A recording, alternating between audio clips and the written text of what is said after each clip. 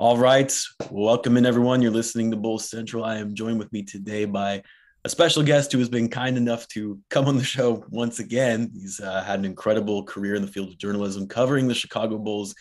You know him as the Bulls insider and beat writer for NBC Sports Chicago. It is my pleasure to welcome back Casey Johnson. Casey, appreciate you making the time, and it's good to have you on. Oh, thanks for having me back. Appreciate it. Looking And you're forward to even it. repping the company logo there. I like it. Got a little swag, company swag going today, man. So Casey, the last time we met, when I had you on the channel anyway, I know we briefly met when the Bulls came to the Bay Area to take on the Warriors, which wasn't a good game. But last time I had you on the channel was actually the night before the Bulls season opener against the Pistons. You were actually driving up to Detroit to attend the game.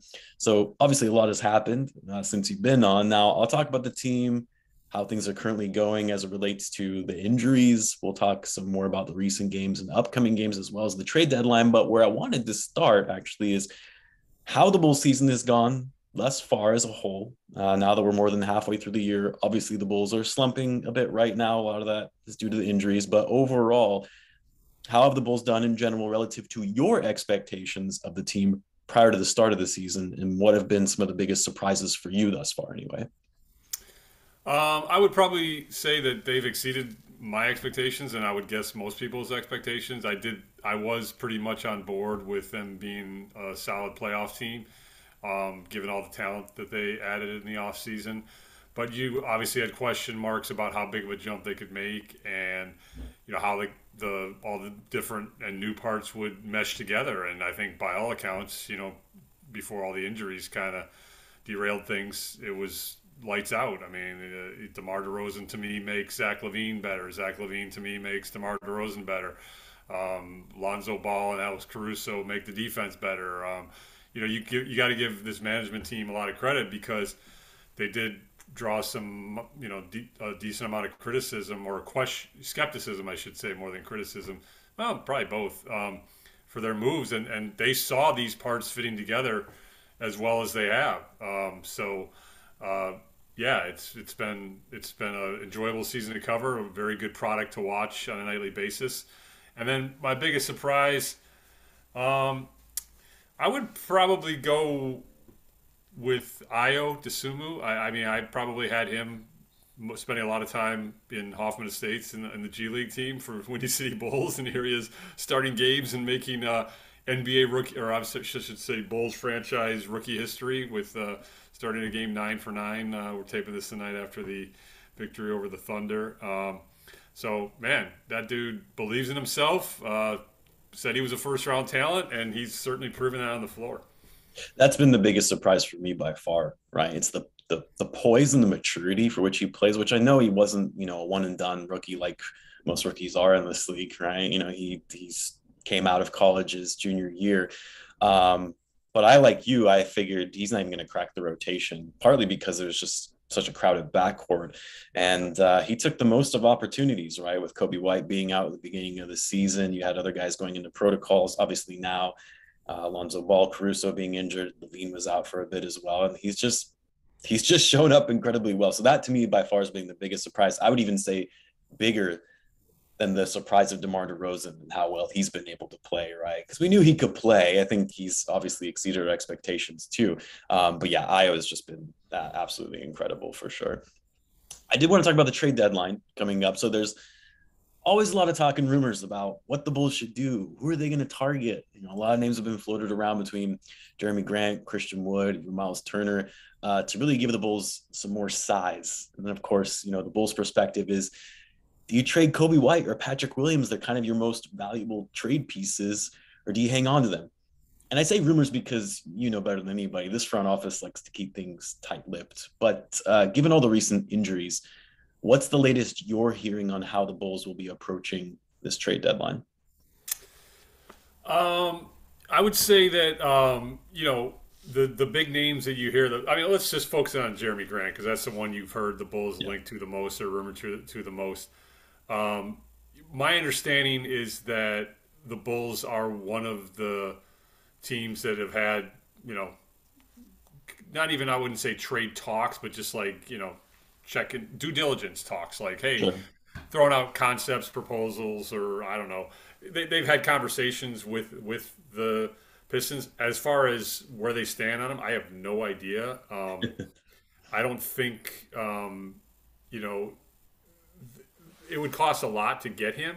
Yeah. So what I would say is, you have obviously you can't let short-term situations dictate long-term thinking, but with Caruso and Ball out for as long as they're going to be out, are the Bulls only a Jeremy Grant piece away from contending for a championship? That's a question that Arturis and Mark and their staff have to ask themselves. It would cost a lot to get him. It's been widely reported that the Pistons liked Patrick Williams coming out of the draft. There was even some talk that they had a promise that they would take him. I believe that was the year they took Killian Hayes. If he was there when the Pistons pick was up, which I believe was 7. So it would cost you Patrick Williams, and given how much I think these injuries are going to derail this team in the short term, I personally would be surprised if the Bulls cash in a number of assets it would take to get a front name player like Jeremy Grant. But I've been wrong many times before. There are opportunities that will be unforeseen that come on the buyout market. The Bulls do not have an open roster spot. They would have to waive, like an Alfonso McKinney or a Matt Thomas if a buyout candidate became attractive to them. And then there's certainly obviously some lesser deals you could make. But the Bulls also might say, all right, we've had this bad run of injury luck. Let's kind of just weather the storm until those guys get back and see what we got, and postpone any changes until the off season. So there's a lot of ways they can go. I don't, like you said, I don't have a great handle other than the fact that, look, all GMs talk at this time of year. Management teams talk. So of course they're making calls around the league and canvassing the league. I don't want to make it seem like it's a headline. Oh, they're talking to the Pistons about Jeremy Grant. They're not doing their job unless they pick up that phone call and go, hey, what would it cost to get Jeremy Grant? And so they have an idea. And there's also lying, or at least not lying, but like asking for the moon, and then okay, it's going to take Patrick Williams, Coby White, first round the Portland pick, and an expiring deal, and the Bulls are like, no way. And then maybe they get close to deadline and they reconnect and the parameters change. I mean, that's just how all trade talks, taking it away from the Bulls and the Pistons, that's how all trade conversations work. So it'll certainly be something to monitor between now and the deadline for sure.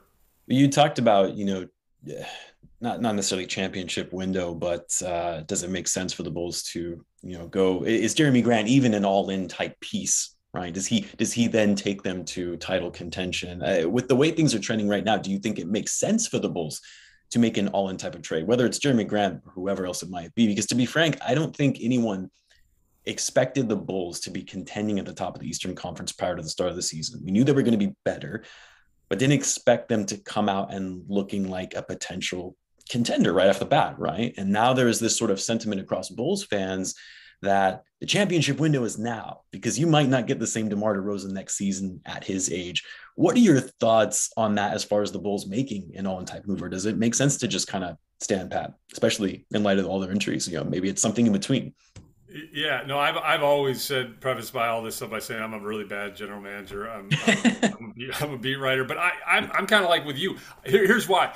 Like, I had reservations that this team was a legit championship contender, even at full strength. Now, I think that they would have been very competitive at full strength against, Miami, Milwaukee, Brooklyn. Those to me are the 3 best teams in the East.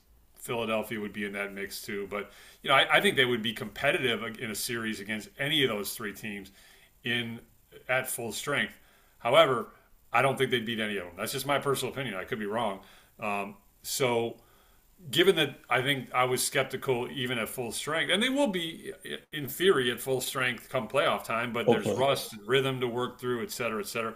So, given that I had that reservation, regardless, at full strength. Given how long those guys are going to be out, and now the reacclimation process and the conditioning and the rhythm and the rust factor, I personally would not spend the capital that it would take to get a guy like Jeremy Grant. That's just me. I mean, Sure. that's just my feeling. I would kind of maybe try to either stand pat or make a lesser move or check the buyout market because it's going to cost to get Jeremy Grant. There's a lot of teams that are talking to the Pistons about him. So Yeah. that's the other thing that should be made clear. It's a pretty robust market, and the Pistons are going to hold firm because they don't have to trade him either. I mean, Yeah. so they're going to get what they want. They're going to get a decent package, and I think it'd be a little too rich for my blood.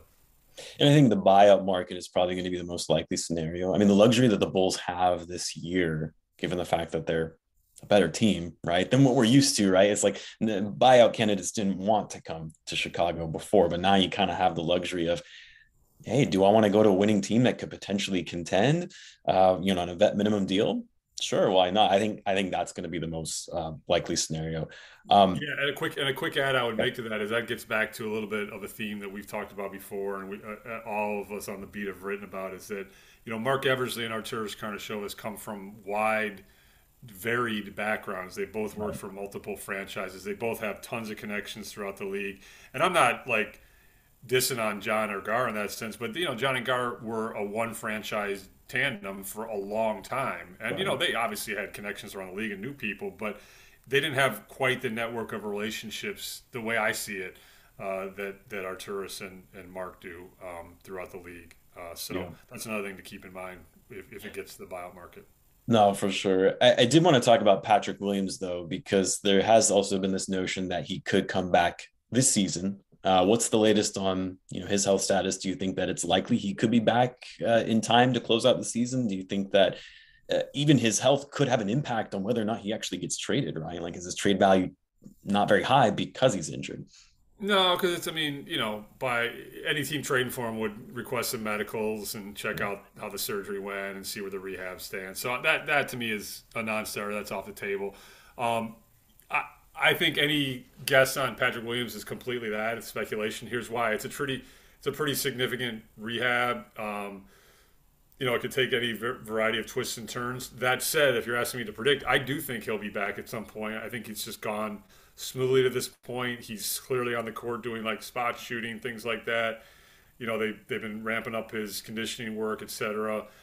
As far as the timeline, I would have no idea. I assume the Bulls will update us at some point.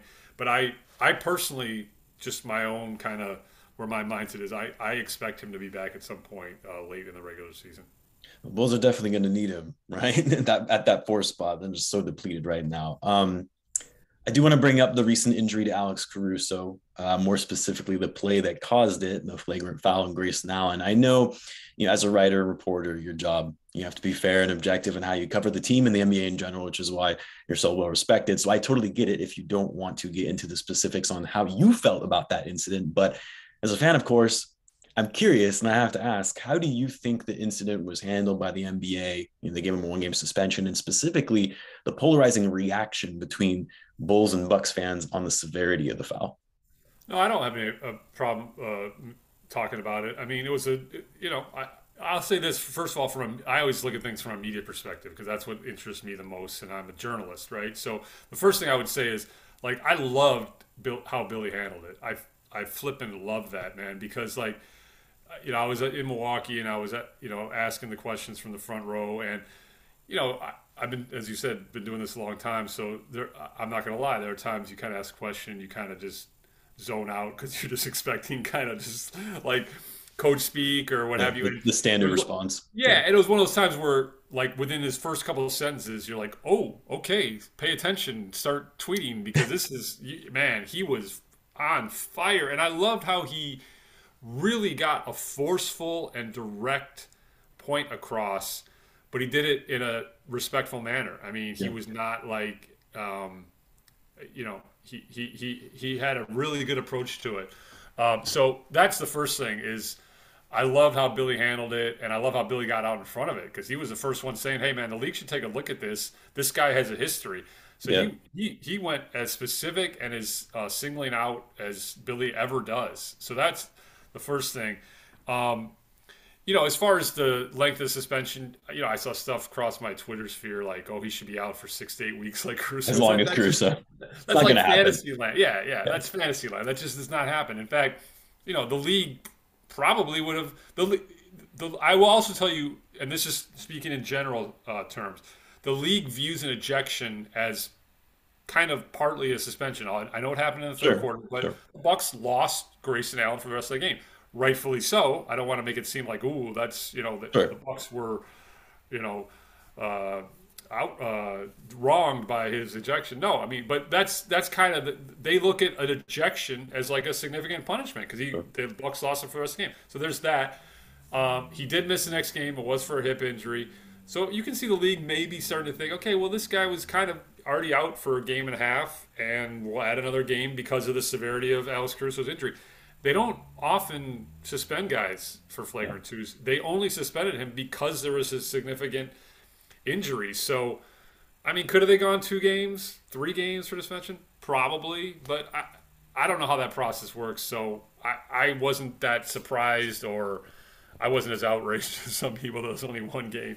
I thought the fact that they suspended him at all was significant. So there's that. And then the last part of your question was, I mean, I saw a little bit about, everyone going crazy over. I will say another thing from a media standpoint, like the Bucks releasing that statement, that was very atypical. And I will say, as a veteran in the industry, I was a little surprised by that. Um, I think they should have just left it with what Bud said publicly because I thought Bud handled it. He protected his own guy, which is what Sure. a coach is going to do, but he also made it clear he felt bad. You never want to see a guy get injured, et cetera, et cetera. And I think that probably could have sufficed for the Bucks' stance on things rather than that public statement saying they disagreed with the suspension. But every franchise can make their own choices. Well, and that's actually was going to be my next question, was just around, that's what surprised me the most. It wasn't that, the 1 game suspension, you knew the league wasn't going to be able to do that much, right? Because of a flagrant two, as much as enraged as Bulls fans were, including myself. But it was the fact that the Milwaukee Bucks organization, they came out with that statement, right? That they disagreed with the decision by the league and that they support Grayson Allen. On top of that, you had guys like Chris Middleton, Drew Holiday in the post-game press conference saying that they didn't think it was a dirty play and that the ejection was excessive. They just, it was a hard foul, right? I mean, like I said, you've been working in the industry for a long time. In your opinion, in my opinion anyway, it was clearly a flagrant foul that was completely unnecessary and dangerous. Do you think it was bad form on the Bucks organization to even take a stance like that? Like, was that necessary for them to do? Well, first of all, those Drew Holiday and Middleton comments were before they knew about the injury. Sure, So, sure. I mean, I'm not saying that it's still not a valid question, but I just want to put that Yeah. in the proper context. Again, I thought Bud handled it. I understand why people were upset with the Bucks. I mean, they Yeah. can support their guy all they want, but it did seem like they kind of went a little bit overboard from what objectively I would say. I don't think you can view that in any way but see it as a dirty play. That's just my take on it. I'm not, Yeah. I think it was a dirty play, and I think the league agreed because they ejected him and then they suspended him. But I would say the Bucks, as I said before, probably the best part of the Bucks response was what Bud said pregame the next day. They had a back to back. When he was asked specifically about Caruso's injury, and Yeah. I think the Bucks should just stop there, Yeah. supporting their guy, which is fine. You're obviously going to have your back on your own guy, and then expressing empathy for the Bulls and Caruso's Yeah. situation. That was probably the best take uh, from where I sit. It also didn't help, and I don't know if you saw it, that the Milwaukee Bucks Twitter page came out the following morning with a good morning and Grayson Allen eating a donut. I I saw don't that. know. Yeah, There, there, people were. Yeah. there's a story behind that. I don't know if you saw the follow up on that. Hmm. There was a pre-scheduled tweet. It was already automated. Oh, okay. It was just a funny promotional thing that they taped before the season. It was scheduled. Now you could make the you could if you want to get we're way in the weeds on this, Sure, Grayson sure. Allen. But like if you I mean you could say like okay well it's a social media's team responsibility to know what scheduled tweets are coming and maybe gone oh that's probably not a good one but they did delete the tweet ultimately Yeah, I saw because that. yeah Yeah. So yeah, I mean, come on, man, this has got a lot of layers to it. No, But I know, you know, and obviously, it's like it was clearly something that they did on media day. You could tell it was one of those things they filmed right. it on media day. So I get it, but interesting. Okay, well, we'll move on from that topic. Well, I guess kind of related. Caruso's injury anyway. This now puts Lonzo and Caruso out for the next couple of weeks. Really, Zach Lavine and Javonte Green returned last night, which was great. It was even a little earlier than anticipated, but despite all of that, you can tell this Bulls team just it's not the same with all these missing pieces that they have. What do you think is going to be the biggest challenge over these next couple of months while we wait for the return of Lonzo and Caruso and Derek Jones Jr. for that matter? What can you tell us Bulls fans to really be bracing for? Yeah, I think it's going to be a rough road. I'm not saying they're going to go into a free fall. They've still got, three All Stars on the court. Although one obviously is not quite playing at the All Star level that he's accustomed to playing at in Nikola Vucevic. But I mean, this is not breaking news. I mean, Caruso and Ball were such a big part of the Bulls' new identity this season. Creating the havoc defensively that they do, turning those defensive turnovers into transition opportunities. And, Lonzo is such a great connecting piece in terms of pushing the ball up the court offensively. So, as far as what I'd be looking for, I'd be looking at the defense most pointedly, Yeah. how they can survive this stretch, without Ball and Caruso. Offensively, Ball doesn't score a lot, but he's a fantastic 3-point shooter.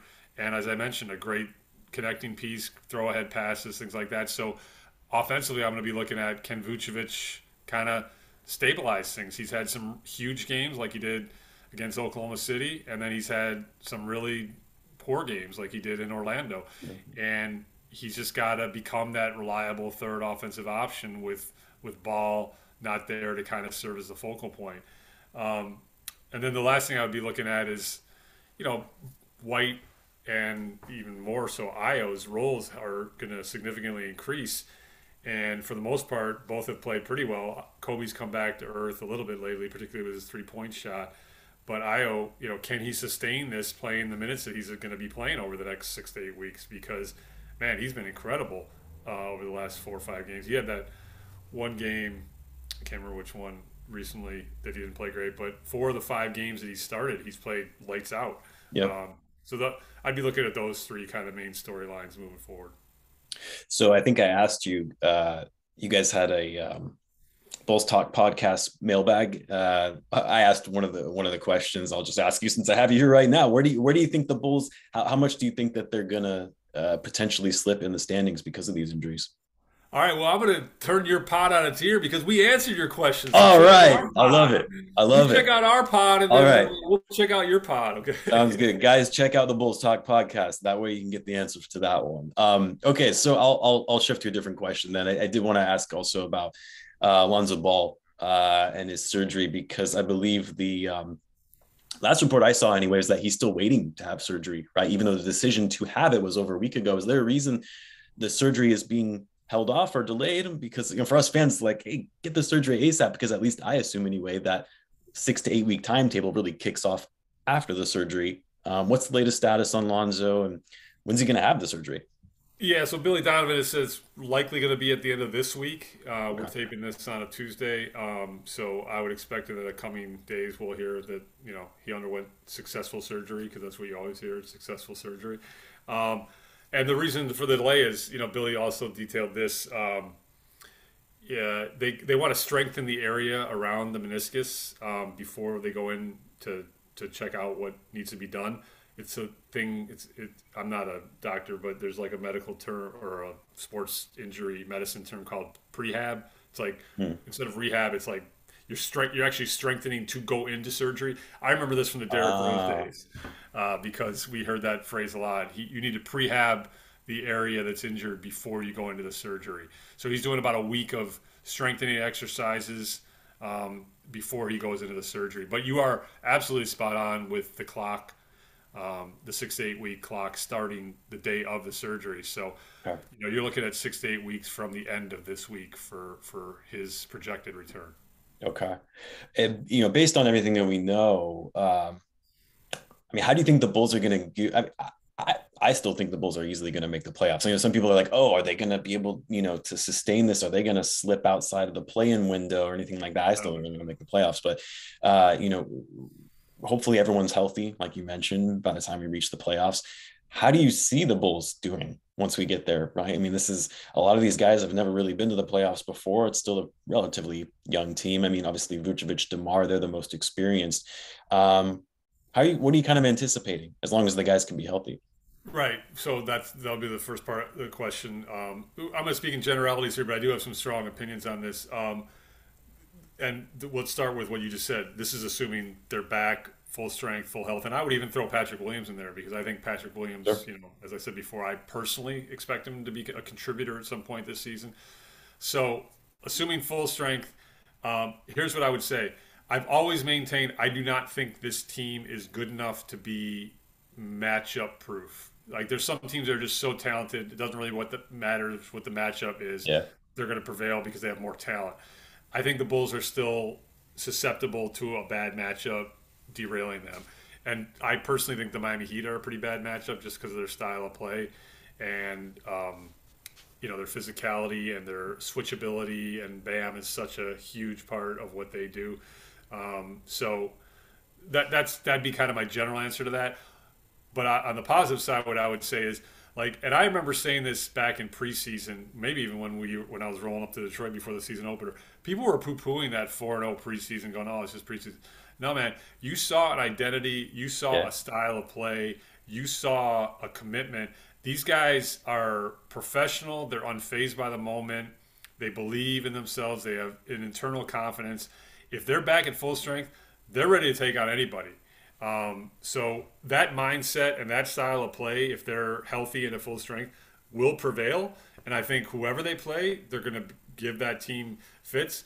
But as I've said earlier in the pod, I personally still see Milwaukee, Brooklyn, and Miami at least better than them. And then Philadelphia, you could have a conversation about. And they are 0-2 against Philadelphia, and Embiid's playing at such a high level. So I think they're, top 4 or 5 team in the East right now, and we'll see how the matchups shake out once we get to the playoffs. But I definitely agree with you. I do not see this team sliding past 6. I don't think the play-in will be an issue. I think they're too good. I think they're Yeah. too good. They are. They are. So I want to end it here with first of all, congratulating you on your play-by-play debut on TV.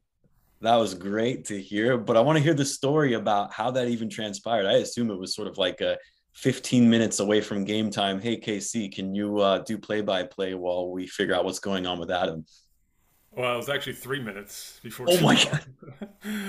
and it was actually my ridiculously stupid idea to do play-by-play Oh, I because see. our producer got in our headset and told us, us meaning myself and Robbie Hummel, who's typically a college basketball analyst and a very incredibly talented one, who was filling in for Stacey King, who had Mhm. not yet been cleared to travel after exiting the COVID protocols. So Robbie Hummel was doing his first NBA color analyst gig ever on TV, and the producer got in our ear and told us about the testing issue that Adam Amin had experienced, and he was pulled right before tip off. And I think instinct for me just kind of took over. I was like, because Robbie, I knew it was his first time doing color, and that's what he had his mind set on doing. So I was like, Sure. well, I can do play by play. I don't know why I said it. I've never done play by play ever, anywhere, on any level for any sport in my entire lifetime ever. I'm Yeah. a writer. So I think I just said it out of like trying to help Robbie and protect him and Sure. try to be a team player. And I also figured like that in some ways might be easier than color analysts. I don't know that. I'm not a broadcaster. I don't know, but I had a flipping blast, man. It was You, such a great opportunity. I did write a column about the first person experience on our website, yeah. NBCSportsChicago.com. I'm sure Yeah. most people have checked it out, but everyone was really kind to me. I was not good. Everyone keeps saying, "Oh, you did a great job." I was not good. I was competent. I didn't screw up any names. I know the Bulls beat, so I threw out a couple storylines going on in the Bulls beat for Robbie to riff off of. But as a play-by-play guy, I was pretty inexperienced, and I over-described the action. I did a radio call Uh, to the TV, Oh yeah, I mean, because I was I just was like, just gonna say that. driving in a rainstorm. I was like, Right. just like this. I wasn't nervous. I was just like, I didn't know what I was doing. So I had a blast, and I actually was starting to slow down in the second quarter, and then we got word that Adam was coming back, and I'm thankful that that happened because I was a little worn out. It's a lot of work, a lot of talking. But I will say, if I had to keep going, I think I would have even slowed down a little bit even more because I started to realize, okay, you can let this breathe a little bit. But it was, I mean, I'm rambling about it because it was absolutely a blast. Yeah. It'll never happen again. The circumstances would never be that perfect for it to happen again. But if it did happen again, I'd be into it because I think I'd be a lot better the second time around. Well, I mean, what I'll say is for someone with no experience doing that, right? First time ever doing play by play. Yeah, you definitely held your own. That's for sure. Yeah, I was just going to say, I was like, probably should have been like the radio play by play. Maybe Chuck could have come down and done TV because you were describing everything in extreme detail. And I obviously, it was good that Adam was okay and he was able to come back, but I was a little disappointed because I wanted to hear your reaction when DeMar DeRozan hit that game winner against the Pacers. It would have been Oh, that bad. would have been great. I'll say this: I definitely would not have gotten as excited as Adam because that's his job is to be an excited professional broadcaster, and I'm the jaded old newspaper guy. So Yeah, I mean, I would have acknowledged how hard of a shot it was because it was a sure. ridiculous shot, but I would not have gotten as excited or as professional as Yeah. Adam Well, was. and Adam, he definitely is much more. He shows a lot more emotion than someone like Neil Funk. I mean, Neil Funk was obviously great too, play by Yeah, play, and he would get into the games as well. But Adam really likes to cheer for this team, which we love as fans, right? So, yeah. anyway, yeah, The last quick thing I'll say, and I said this in the column, like I knew like how hard that job is, and I knew. I mean, I've been listening to NBA broadcasts for 30 years, right? yeah, And I knew how talented those guys are, but man, until you actually sit there, you don't. My appreciation just went up to a even higher level. It was pretty yeah. remarkable. And then the last funny story I'll say is, and I wrote this in the column that the last exchange, although I'm going to say one thing I wrote in the column, one thing I did not, so this will be new information. Robbie the last in the like 30 seconds, the producer's counting us off, and Robbie Hummel goes, "Hey, is it Casey or KC?" He didn't even know my name.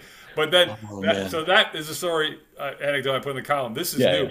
yeah. The producer still dies to this day. Every time he sees me, he laughs so hard. The last thing he heard me say before we went live, and I said, "Welcome to Indianapolis, Indiana," is, and I didn't say it to the producer. I was leaning over to a PR person from the Pacers next to me. I said, "Hey, does anybody have a roster around here?"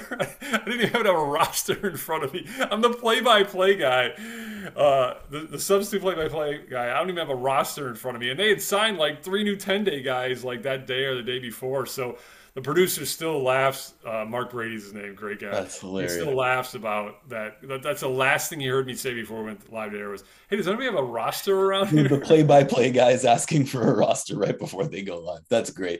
Did and you? I think you wrote this in the column, right? You guys actually weren't together either, right? Like you and Robbie, you were like, yeah, because you were sitting wherever you normally sit, and this media Yeah, my sits, and media you just seat. did it from That's there. why I was Yeah. wearing a mask. That Yep. I know it was muffled at first, but I was sitting right near some kids, and I'm not tested daily like broadcasters Sure. are. Sure. So yeah, the producer did ask one time if I wanted to move over by Robbie, and I said no because I didn't want any distractions. I just wanted to keep Yeah. driving through the rainstorm, have my blinders on. I didn't want any body chemistry. I just wanted, and we were starting to connect. We had this one anecdote about him playing with Zach Lavine his rookie year in Minnesota. He was fantastic on that. That dude, Robbie Hummel, man, he is a fantastic analyst, man. He was great. Yeah. He's got a huge future, whatever he does in this business. He's really, really good. Yeah. The other guy that's actually good is Jason too. Oh yeah, Yeah, I forgot his last. Is it Benetti or? yeah. Jason Benet. Well, Yeah. he's a national I know that he's broadcaster. been around. I'm just saying in general, like when Oh he yeah, comes in, and yeah, he's great too. So yeah, no, that's great. Well, you may not have a future in play-by-play broadcasting, but you definitely did a good job, Casey. We appreciated it. I host a live chat for all the games, and everyone was like, "Yeah, Casey's in there. He's doing good." And it's funny because when I tuned in, I was like, that sounds a lot like KC because I didn't hear what had happened, right? It was just like, oh, I started watching the game and I was like, why does that sound like KC? Why would he be doing the play-by-play? And then obviously you heard the background and everything like that. So anyway, yeah. you did Good great, stuff. Casey. As always, I really do appreciate the time. It really says a lot about you and your character for taking time out of your day to meet with just everyday Bulls fans like myself. I know my audience really appreciates it. So keep up the great work. Best of luck the rest of the season. Stay safe out there too. All right, we'll do it in the second round of the playoffs. Oh, there's some optimism for you. There we go. Sounds good. Thanks, Casey. I appreciate the Thank you. time. Appreciate it. Thank you.